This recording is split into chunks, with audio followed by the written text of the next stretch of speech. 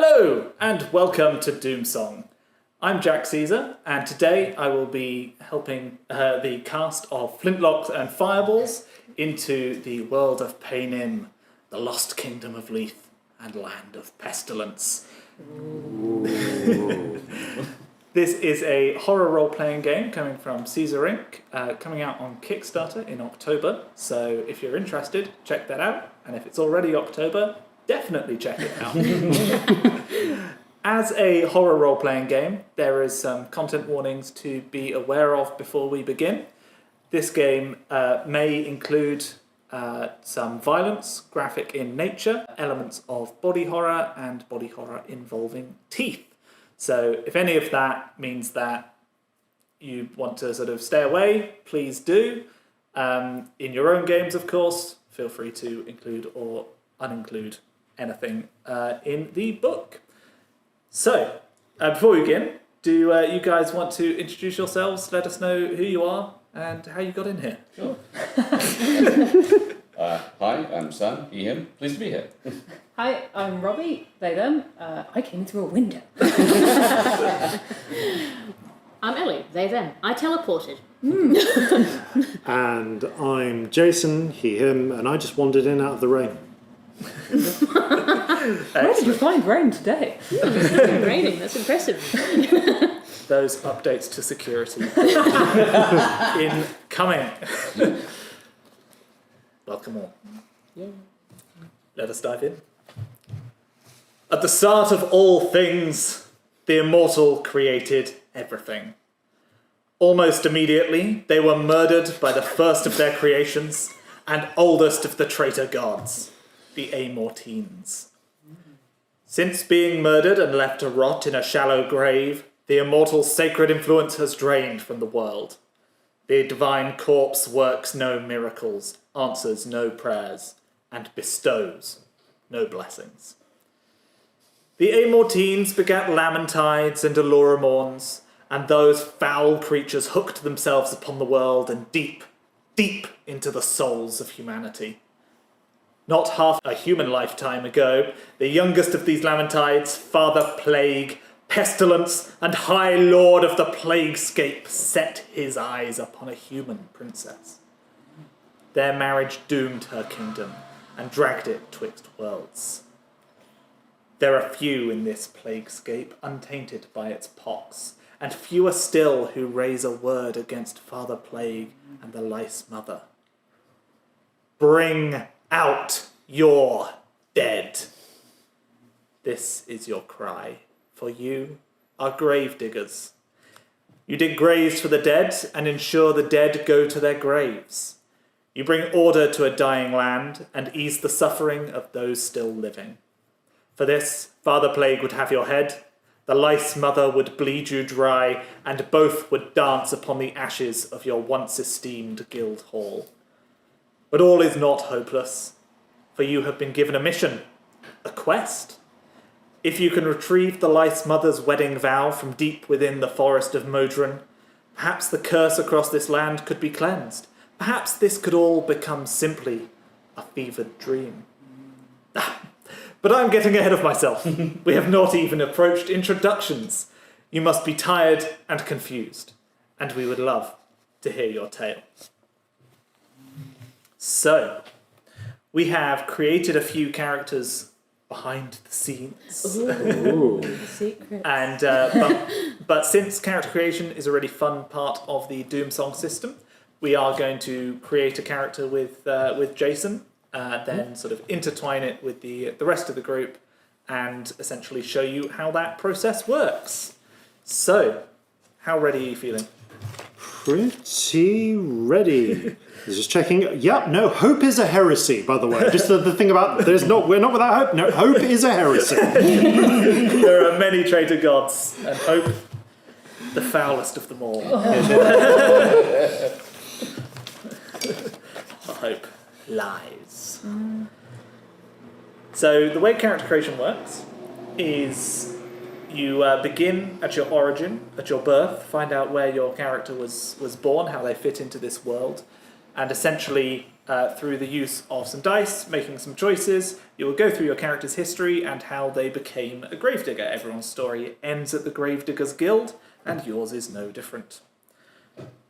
Welcome, stranger. The Gravediggers Guild takes anyone seeking sanctuary within its walls. We have highborn and low, the scum of the earth, and those who had turned their backs on the clawing existence of daily life. Whatever has brought you here will not surprise us. Let's have at it. Where does your story begin? So each section, you roll a d6, and we find out how your story goes. Okay, the disturbing tiny little picture of me as a baby grows up into... That's a 4. That is adorable. Yes, 4. Gutter Snipe. Nice. You were just another drop in the effluent flow that is the slums of Asartan. Only the quick, the clever, and the brutal survive here, and even they need luck. Choose your birth name and record it on your character sheet.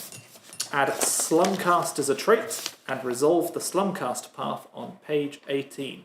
So your birth name is essentially like what name your parents gave you when you were born, or at least whoever was around when you were born. And there will be a chance at the end of character creation to come up with your actual name, what you go by, and essentially, birth names have a bit of power to them. Sometimes some creatures might care about what name you have, your true name. Well, my true name is apparently based on what the first name my brain gave me, and that is Kenneth. Terrifying. Okay. Let's see how Kenneth's life goes. It's not starting great. It started by being named Kenneth. That's true. A fate worse than They say the streets of Asartan are paved in gold. Having slept on those streets, you know that is a lie. Your existence was desperate and clawing, and folk expect you to be untrustworthy and cruel. Tell us, what was the defining moment of your childhood? That is a 5. A well-timed tip. Informing to the City Watch is a risky business, but either conscience or greed pushed you through their doors. As you grew older, it became clearer where your bread was buttered. You may become a watchman, by turning to page 27, or gain the suspicious trait. So you can either choose to become a watchman, or become suspicious, and choose from sort of the normal paths that Slumcast character can choose, which in this case is either a cut purse or a foot soldier. I'd say I'm not a grass, but I emphatically am a grass. But I don't think I'd become. I'm going to dive into the paranoia. Let's go suspicious, and I am going to steal cut purse. Steal. With so much wealth so near to hand, you would have been a fool not to take it. So we go to page 21. Pickpockets don't last long without fast fingers, and you'll snatch something special. Can you choose either quick-fingered or light-footed? So this is a trait. Yeah, I actually, despite the finger gestures people are making, I feel like I might go light-footed. I like the idea of running away Bit quickly. sneaky. Yeah. Yeah. Tell us, what did you steal? That is a 5 again. An inheritance. Oh. Gold aplenty, enough to start a business of your own. You may either become a merchant or gain the reckless trait. I feel like I would take that money and try and turn it into more money. Let's go for the merchant. Mo money, mo problems. That's what it says here. Totally, very strange. Buy from the wasteful and sell to the desperate. Your life became one of gold and power. You may gain either mathematical or charming. Go with charming. Yeah. Face of the party. Well, we'll see. I am suspicious as well. Which, Yeah. and tell us, how did your life crumble about you? Oh, lovely. So, yeah, all of your stories end with being a gravedigger, so Yeah, so we can't none of do them a lot go more. great. This story does not go well. That is another 4. Loathing. Eventually you learned that all the gold in the world would never bring you happiness. Gain either fearful or haunted as trait. What is haunted? So haunted in this world is essentially the traitor gods, which we mentioned earlier, those foul beings that try to ensnare humanity and gain a foothold in their soul. They whisper to people, they sort of promise things or simply say whatever is coming to their mind. So people who are haunted essentially hear these whispers a bit louder than other people do. You have strange dreams. Sometimes those dreams seem to intersect with reality. You're struggling. A little. I can see how this is a bad thing, which makes me want to go for it. But are there any conditions under which being haunted would be useful? So essentially, you're a little closer to that sort of weave of fate and the realm sort of between the traitor gods and the mortal soul. So if you were trying to commune or sort of interact with the traitor gods, then that could be helpful in that, since you've already got sort of 1 foot in their world. Whispering sweet conversational nothings to you. Similarly, if you were trying to intimidate someone or you had that sort of experience to draw from, traits in this game are very much sort of, if you think it would work, you can argue for it. I can say no, but you can definitely make the try. Yeah, I think I'm going to go for the trait that makes it easier for me to listen to a bunch of untrustworthy nightmare creatures of eldritch power. Haunted! Hooray! Excellent. And finally, we come to a gravedigger. As without money, you were forced to their doors. So I literally lost all my money by listening to the demonic voice, the literally demonic voices in my It head. wasn't making you happy. It's fine. People seem to just not want to shop at a store that the owner was just constantly muttering to themselves. The suspicious Paranoid. merchant, yes. He muttered to himself and then You can't see. said You that I were was trying pretty to nick charming, his though. change, followed me around the store, being like, put that back on the shelf. You touch it, you bought it. Really charming at the same time, which is really Yeah. unsettling. How charming you were Really about it. frightening, yeah. You stood at the threshold of the Gravediggers Guild, throwing the rest of your life away to the vagaries of fate. Whether you felt relief or dread when they accepted you, we do not know. Reflect upon the life you have lived. Choose one of your traits and underline it to mark it as a defining trait. So essentially, a defining trait gives you a bigger bonus if it's perfect for something. So usually a perfect trait gives you +2 on things it's perfect for. If it's a defining trait, it'll give you +3 instead. Similarly, on the flip side, if something's sort of giving you a negative, then rather than a -1, it'll give you a -2. You sure it would be useful for me to be especially charming, wouldn't it? So, haunted. Yeah, there we go. yeah, okay. Haunted is the Yeah. defining trait. You feel like after you Yeah. asked about it, you Yeah. need to make use of I mean, it. you're Yeah. haunted, but you could be more haunted. Yeah. Yes, I am especially haunted. Extra haunted. Next, choose whether the Gravediggers Guild taught you to fight or filled you with knowledge. I mean, I'm suspicious, charming. I can run relatively quickly, and I am driven by the twisted promises of eldritch beings. I feel like I've got to go knowledge. Knowledge is our greatest weapon, after all. Roll me 2 dice and tell me the results. Okay, I got a 2 and a 4. So 2 is medicine.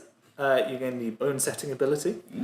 And 4 is studying. You don't have the literate, do you? Nope, I am gutter trash. So if you chose that, you would gain the literate trait, essentially. Okay. Well, I feel like there's going to be forbidden knowledge written down somewhere, so Yeah. literate it is. Can't get the forbidden knowledge if you can't read it. Unless the voices whisper it to you. Yeah.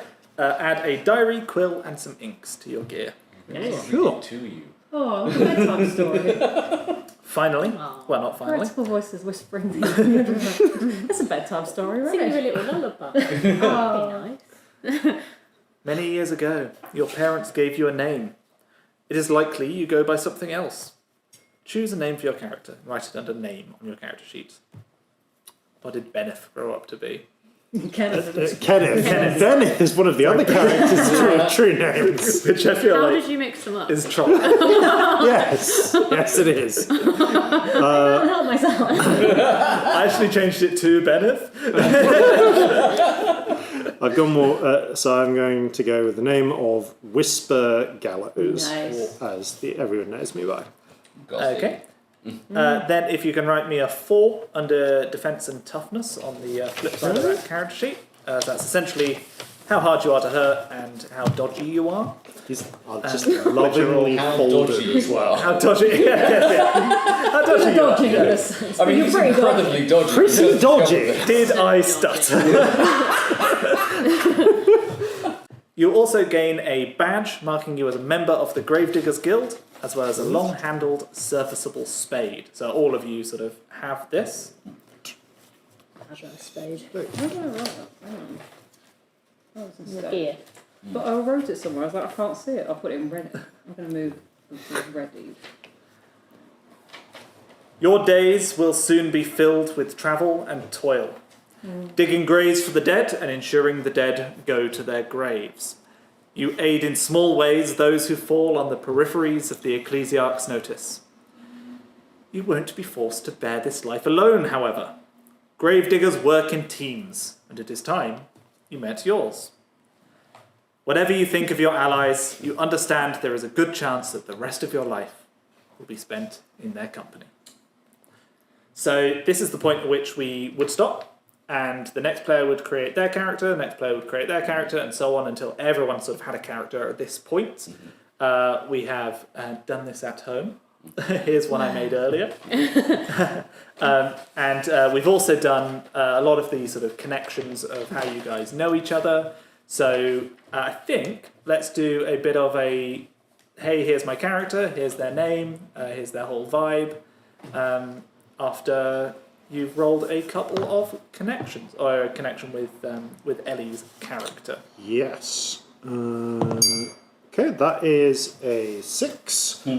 So 6 is family. This can either be like, so this is a sort of connection between you two. This can either be blood family, like you're literally related. It could be found family, and sort of what that means to you. This is more of an inspiration jumping off point than a like. I feel like we kind Dictate. of have to be found family. Yeah, Because I was because- literally like brought up away Born in from the woods. everything and you weren't. Yeah, I think given what I know about the character you rolled earlier, Yes. I'm going to say that the traitor god's voices in my head have told me they are your sibling. Yes. And because you said the traitor god said it, I believed you because Yeah. I love a traitor god. No guarantee it's the same traitor god as the one you love. I'm going to decide that I think it is. Yeah. Whether it is or not is your business. There might be I'm going hope. to say that I think it's the same one. And indeed, Panic does have a brother. Oh, cracking. Their brother is Honor. Oh, so maybe They are both children of conquest. that's fun. I like that. And, Maybe I so think it's panic and or Honor, or who both. knows? Yeah.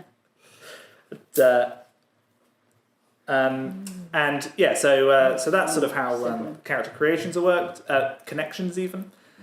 Those also add a goal. So if you would like to add sacrifice my own opportunity for X's happiness, where X is Ellie's character's name, which I have written down somewhere. Stitch. Stitch. Excellent. Thank you. Oh, the snitch got stitched. Yeah. And Just the one though. essentially goals are a way at the end of a session of the game.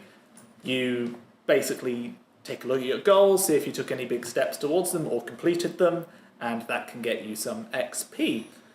In this sort of one-shot session, that's not going to come up so much, but in longer campaigns, that is sort of one of the mechanics of leveling up.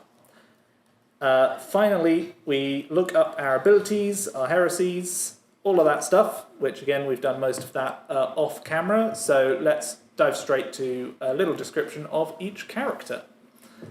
Cool. Shall we start at the other end with Sam okay. and work to our newly created?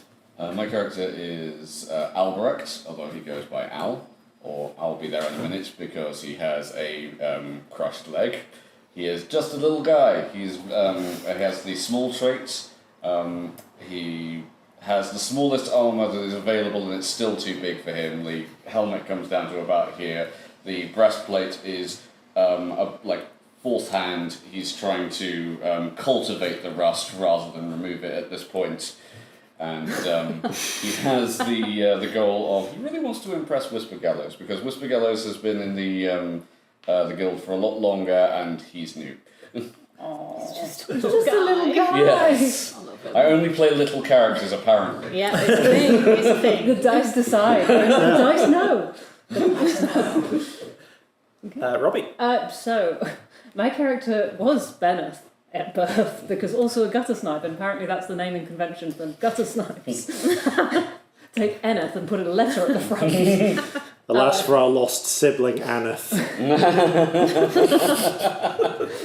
Also was a bit of a snitch, but joined the Watch instead. Learned to fight a bit, so is a melee fighter. Could have made a lot of money and become a merchant by taking bribes, but didn't, and instead became very honest. And then decided fighting at range was better, so they're a little more of a ranged fighter these days, but over time became very indifferent and stopped caring about anything much, especially people, and then started hearing the whispers in their mind. Yay! Yay! At which point, join the Gravediggers, why not?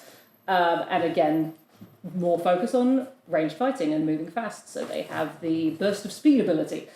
And took on a new name, which is Beneath, which is nearly better but less trolling.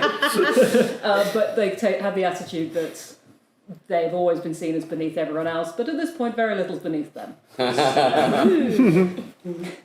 Happy characters! Am I the only character that doesn't have a voice in their head other than their Yes, own? yes. But also, when they joined Saul, this little guy was like, "Oh, you're gonna get killed." So, very much is sort of, I will protect this little guy. So again, will sacrifice my opportunities for Al. Cool. Ellie. My character was born under the name of Moss, out in the woods, away from anything, away from all civilization, and heard as a child a silky whisper from some powerful beings who only wanted their soul in return for magic things, and basically deal. said, Fair sure, Sounds good to me. and became a Wicca, and dedicated themselves to the heretical god Panic. And gained a goat familiar called Cotton, who is an albino goat that just follows them around because goat was the biggest and most annoying, and I literally couldn't resist picking it, to be honest. This didn't come up earlier, but on a level of like adorable to gnarly as hell. Yeah, what kind of goat are we talking? What kind of goat we talking? Oh, this goat is messed up. Okay, this is on the- I thought this goat has I don't know, like an Bits ear standing missing, off it. and like One of those ones bits all of teeth. fur that have been scuffed off. Yeah, it's got like a little it's not Big cute. beard? Yeah, definitely. Horns? Yes, but one broken one. Of course, yeah, The other one's absolutely. the ear because aesthetics are fun. But yeah, so I gained a goat familiar and became a witch, and I can also I've also got an ability called Wildfire, which makes me able to just start small fires by looking at where I want there to be a This small is fire. fine. This is Yeah, fine. only small That's ones, usually your but still. convention. I know, this is the first time you've played an arsonist that I haven't. Yeah, fun. So everybody found out I was a Wicca, and I was exiled for heresy and became a liar. Basically, liar is a trait that I got. And then eventually I came back for vengeance upon the whole pack of them, basically, a la Malvolio, and gained the ruthless trait, which I've made a defining trait, which feels important. And when I came back for my vengeance, I became a gravedigger and learned medicine, so I can sew you up. I've got a big bone saw. In terms of like physical description of the character, quite skinny and ghostly and eye baggy, and hair tied up in a braid with string rather than anything normal, and a necklace of rocks, but not like nice crystals, just like rocks. Just rocks, rocks. Just random man. rocks. Yeah, and like bones and With shit. holes in? Because you've got to put Um, string through? Yeah, Or are they like in little basket tie thing? I'm going to say that. That sounds fun. Yeah, that sounds cool. The ones with holes are hagstones, though. Yeah, and sort That of would have been. long, creepy fingers. In terms of connections, obviously we have the weird family connection that we just made, but also I saw this one do some exciting shooting with a slingshot once to fend off some bandits, and I'm very, very impressed and admire them quite a lot. And I'm very unaware. Yeah. So yeah, I have the goal of gain mutual admiration of. Really. And you've heard my character's entire life story, so in terms of description, I'll just say, like, quite sort of, like, tall, light-framed, moves quickly, darty eyes, listens to things that no one else can hear, and keeps forgetting your name, because, you know, I figure if you're trying to impress me, we've got to have somewhere to go to.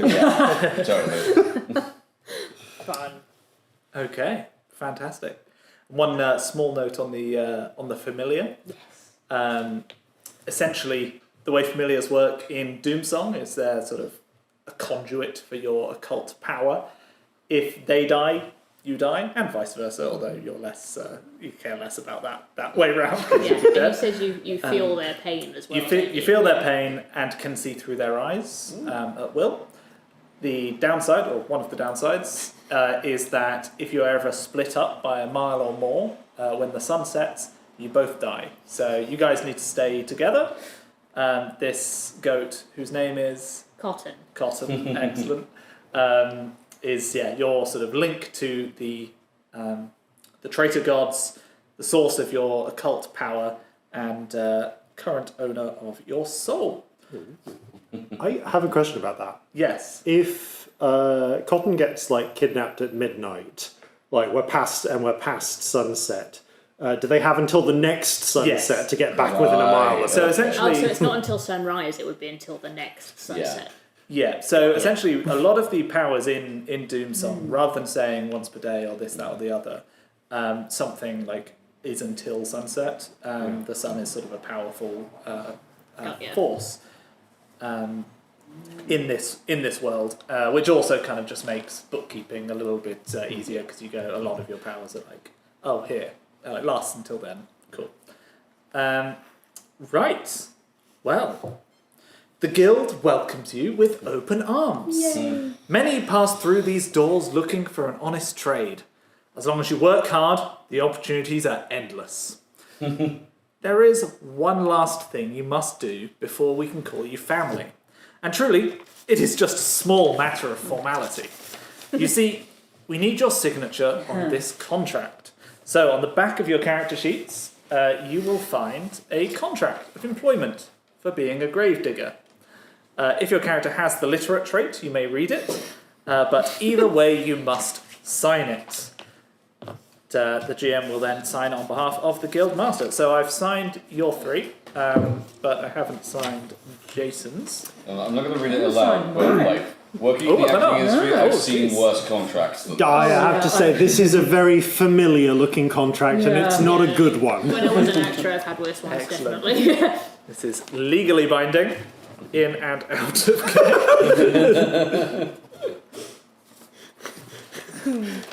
game. There is like this much fine print. It's real Yeah, bad. it all says you must it. back the Kickstarter. I just quite enjoy the last couple of sentences of fine print. It's like, the gravedigger can under no circumstances dissolve this contract. Any such claims of dissolution shall be brought before the justiciars with due prejudice. It's small It's very print. speedy. Yeah, you need to get all of it in a sort of... Remember, the big print giveth and the small print taketh away. The big print taketh away too. There's a lot of take a thing.